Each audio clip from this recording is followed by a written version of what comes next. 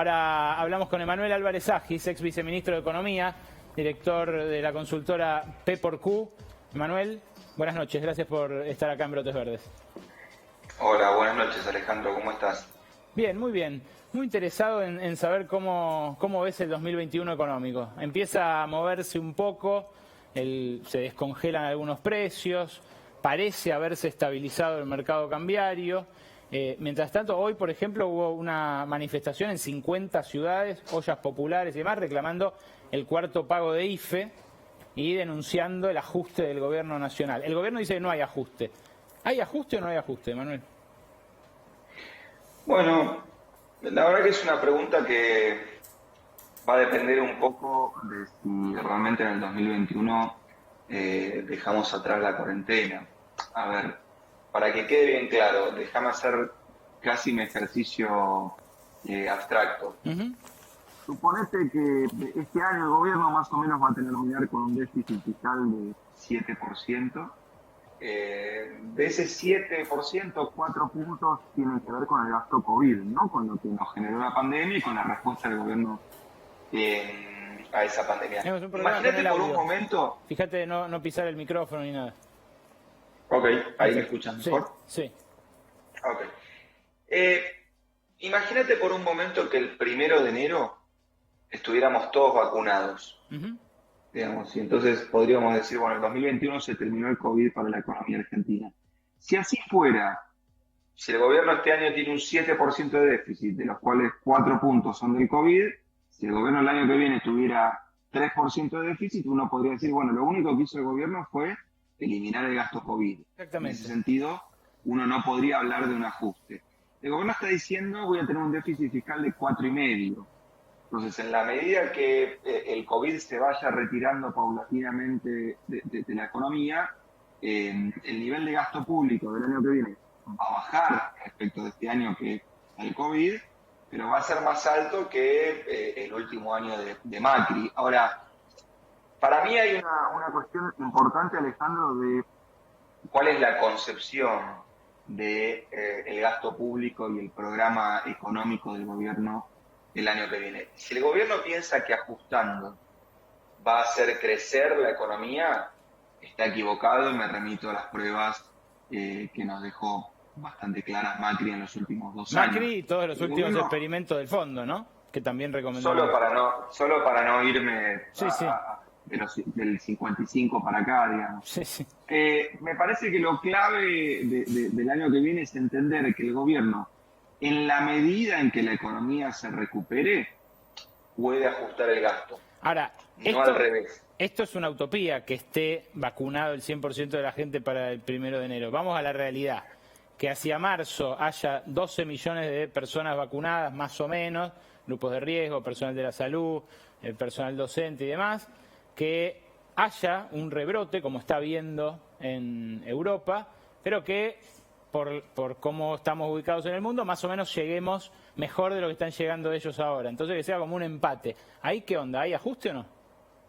Lo clave de lo que decís va a ser el rebrote. ¿Por qué? Porque fíjate que hoy, ya más o menos estamos nosotros con una caída respecto del año pasado de 6-8%. Digamos. Hay que mirar el sector, pero a nivel global es eso.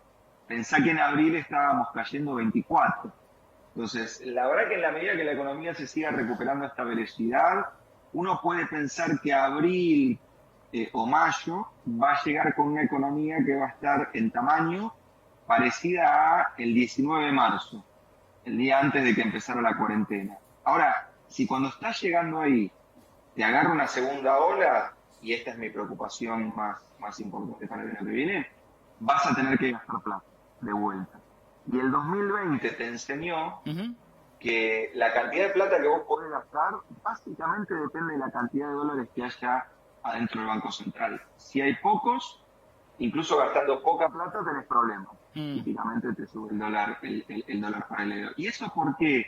¿Por qué ocurre? Porque la verdad que Argentina este año lo único que pudo hacer es financiar ese gasto público con emisión monetaria. ¿Y eso por qué es? Bueno, en realidad es porque, la verdad, muchos de los que recomiendan programas alternativos para enfrentar la pandemia son los mismos que dejaron en Argentina sin reservas en el Banco Central, a las cuales podrías haber recurrido para gastar más plata, sin acceso al mercado financiero internacional de capitales, al cual le podrías haber prestado para gastar más plata, y sin acceso al Fondo Monetario Internacional, al cual le habrías podido pedir plata prestada para gastar más plata. Entonces, dado que Argentina llegó con el auto todo chocado a la pandemia, digamos, la caja de herramientas que tuvo para enfrentar la pandemia se redujo, digamos, tener nada más con martillo. Entonces, para mí el problema de la segunda ola es, ya sabemos qué pasa en Argentina en pandemia. Una cosa que pasa cada 100 años, bueno, ya sabemos más o menos cómo funciona. Si tenemos que repetir el ejercicio el año que viene con un banco central un poco más vacío de dólares, va a ser realmente muy complicado. ¿Eso te hace pensar que habría que pedirle plata fresca al Fondo Monetario, por ejemplo? Yo creo que hay que pedirle plata fresca a cualquiera que tenga dólares, básicamente. ¿Pero al fondo también? Pero obviamente, sí, al fondo también, siempre, obviamente, viendo que te pida a cambio el fondo. Bueno, pero es el gran problema, ¿no? Sí, ese es el gran problema, pero, a ver, me parece que acá hay un punto claro, Alejandro. Vos no sé si te acordás, pero en mayo del 2018 el Fondo Monetario firmó un acuerdo con Macri y ese acuerdo decía lo siguiente. Miren, como firmás el acuerdo con el fondo, el mercado se va a llenar de optimismo y entonces te va a prestar 12.000 millones de dólares y el 2018 no vas a tener ningún problema. 3 meses después de eso, el fondo donde decía el mercado te va a prestar 12.000 millones de dólares, puso el mercado te va a prestar 0. Y abajo puso, el fondo te va a prestar 12.000 millones de dólares. O sea, el primer acuerdo con el fondo fue un dibujo. Lo cual, cuando se presentó, uno tenía que ir a revisar al 2000, al 2001, hacer las cuentas y decir, che, miren que esto ya pasó. Hoy está a la vuelta de la esquina. Entonces, lo que digo es, si el fondo le dice a Argentina, che, el año que viene, perfecto, podés tener 4% de déficit fiscal. Y en el propio acuerdo, el fondo te dice, y financiarlo con emisión monetaria, bueno, va a estar de vuelta haciendo un dibujo. Entonces, me parece que si el fondo intentó ser socio de la Argentina en las ganancias, que para el fondo, y esto lo ha dicho explícitamente, era que reeligiera Macri, ahora tiene que ser socio de la Argentina en las pérdidas. Pero no lo fue nunca, Emanuel. Eso es lo que me llama la atención. ¿Por qué el gobierno cree que ahora va a ser distinto a lo que fue? No sé qué, la verdad, Alejandro, no sé qué cree el gobierno. Lo único, mi punto en realidad es un poco casi contrafáctico. Lo que digo es, si el fondo nos manda a tener un déficit de 4% financiándolo con lo nuestro, nos está mandando una crisis económica.